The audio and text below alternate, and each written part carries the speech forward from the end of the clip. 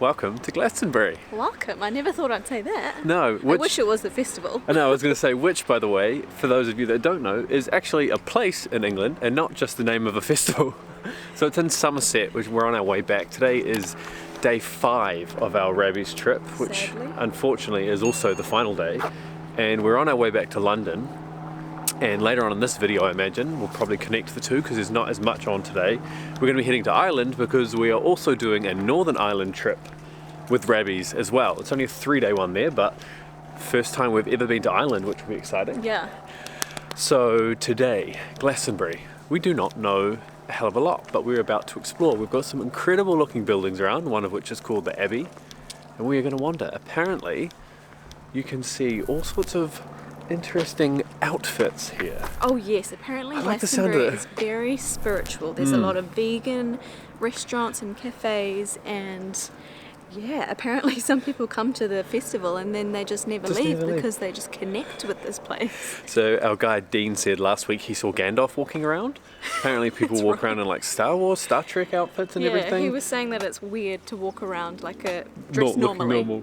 So I think, yes, the spiritual side of it, apparently there's lots of like healers and crystals, and it's very much that sort of vibe. There's religious connections as well, apparently. Yeah, also just people like to come to the festival, like you said, and just hang around and call it home. Let's go and have a look.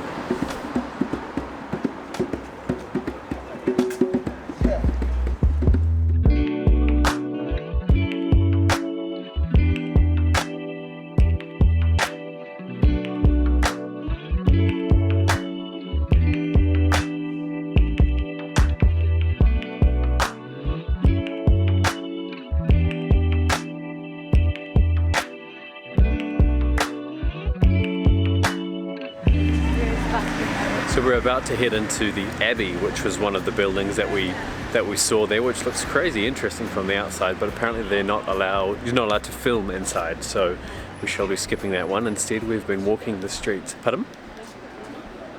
Yeah, unless you've got approval and stuff, which obviously we haven't been able to organise, but we're just astonished by the amount of tie-dye and enlightenment and natural earthlings and meditation and readings, and these are all just the signs that I'm reading. I'm not even kidding when I say maybe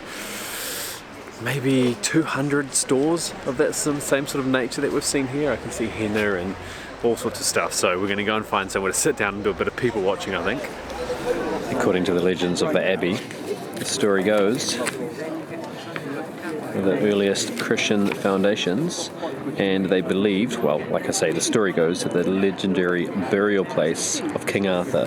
But apparently once they opened up and they actually searched inside the grave that they were found, there was no bones there. So like a lot of the legends and tales that we've been learning, there's no way that we can really prove if that was him or not. Looks like it would have been a cool place, but instead the chance to sit down and have a tea, warm up the hands. Got a couple of paninis coming as well. This is our little spot here. You can see it almost looks so old. It looks almost gothic with some of the structures around here. But there's a lot of dreadlocks, good smells of marijuana and cigarettes blowing around.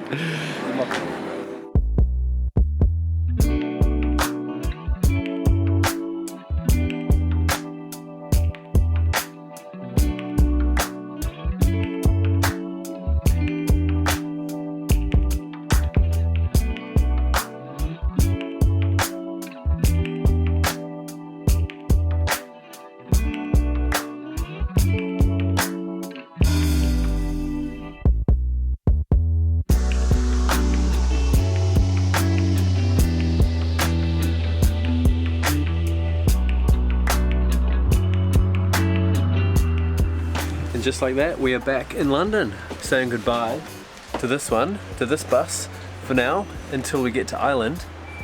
And I'm assuming it's probably going to be the same sort of bus, or same sort of premium van as we've been calling it, so that we can do 3 days up there as well. Now we're going to grab our bags and head to our hotel.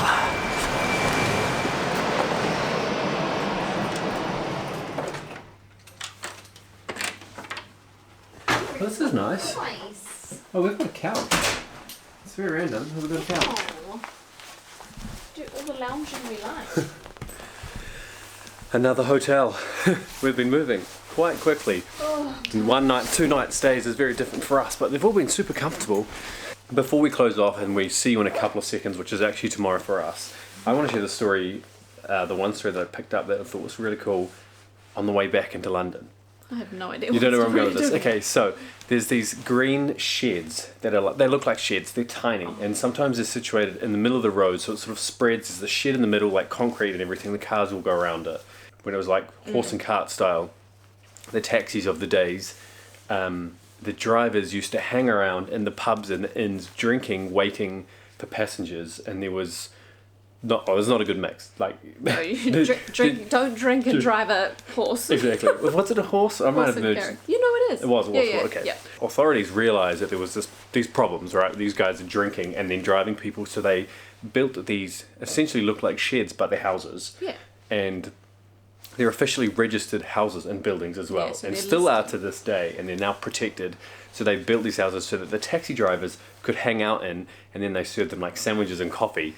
The safe things. You can only imagine the drivers at the time who were probably living the dream and now being told, no, you've got to go and hang out in the shed in the middle of the road with coffee when they're used to sitting there with a pint. Yeah, true. So they're still there now, and apparently the taxi drivers still use them, which is quite a cool little touch. That's cool, yeah.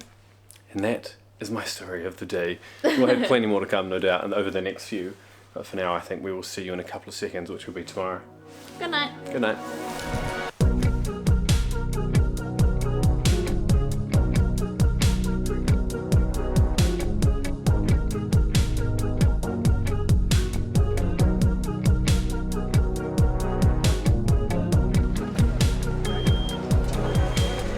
Fortunately, we're only staying literally like a 15-minute walk from the airport, so we just like walk with our bags, easy enough to get into the airport.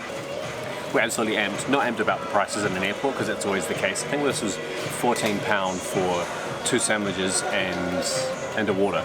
The water itself was $1.50, I think. Hefty, but it is what it is. So today's a little bit of a travel day. Get in Dublin tonight, hang out with our friends Humps and Charlotte, and then tomorrow we kick off. It's just typical that after we found somewhere to sit down and have those sandwiches, we're walking towards the gate, and then we find Pret, which we mentioned when we came back into London. It was about 5 or 6 days ago. That you haven't been to London, or you haven't been to England unless you had Pret, a manager. We normally always look for it. Oh, here's everybody, and we just found it. So naturally we got a brownie. Brownies are the best. I think this is us, yeah. Just randomly in this corridor here. But with priority. Oh, we are too. Priority.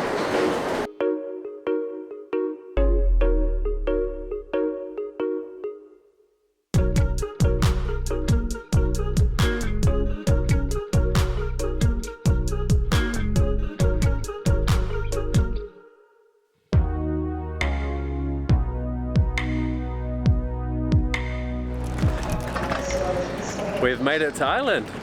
We're in Dublin. It's so nice hearing the Irish accent. I absolutely love it. We're both like fascinated the way people say words.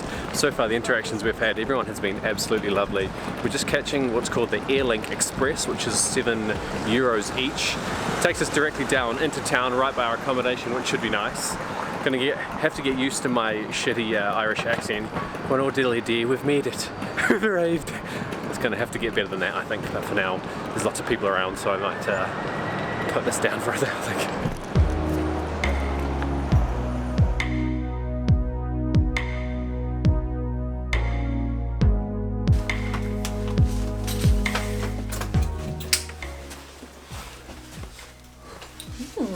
Cozy.